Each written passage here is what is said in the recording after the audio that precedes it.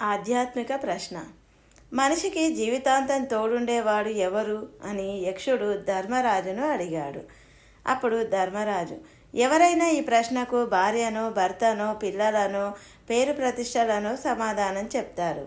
కానీ ధర్మరాజు మాత్రం మనిషికి జీవితాంతం తోడుండేవారు ఎవ్వరూ లేరు, ఇలా ఉంటారనుకోవడం భ్రమ.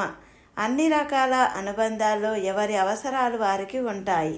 అందుచేత మనిషికి నిజంగా జీవితాంతం తోడుండేది తన గుండె ధైర్యం తప్ప మరొకటి లేదు అని చెప్పాడు.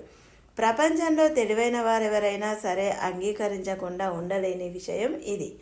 మనిషిని నిజంగా కాపాడేది భక్తి, జ్ఞానం, వైరాగ్యాలతో కూడిన గుండె ధైర్యం ఒక్కటే.